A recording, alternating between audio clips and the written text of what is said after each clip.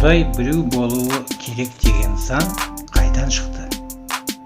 Неге екеу, үшеу, төртеу емес? Бір Құдайға сену ақмақтық болып саналады. Себебі Құдай адам миының фантазиясы, қиялы. Жердегі патшаның аспандағы проекциясы. Бір мемлекетте бір патша. Екі не одан көп патша бір мемлекетті тең дәрежеде басқармайды ғой. Міндетті түрде біреу басымырақ болады. Осыдан шыққан монархтар заманындағы логика.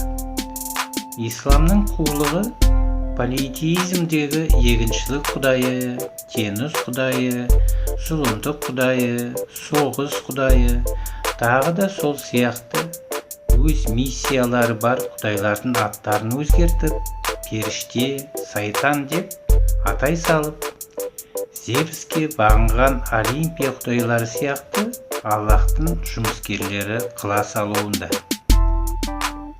Жебрейіл, почтальон періште, бүгінгі нұрлы жолдауды жеткізуші Мырзатай Жолдасбек сияқты.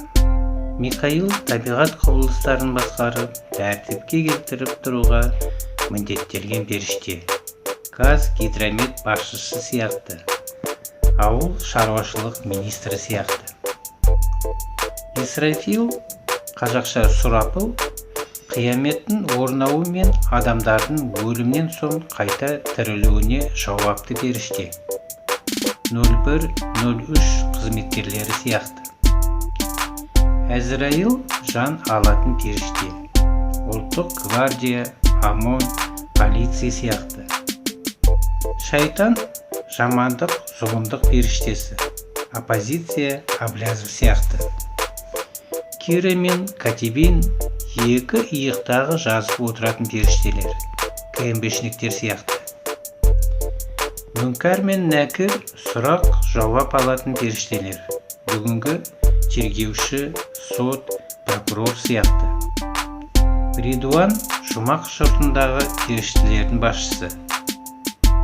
Премьер-министр сияқты. Мәлік періште тозақтағы періштелердің басшысы. Бүгінгі зона паханы, смотрящий, Жәкишев сияқты. Бұдан басқа Аллахтың арш тағын көтеріп тұрған 4-8 періштелер. Ақорданың ат қосшылары сияқты.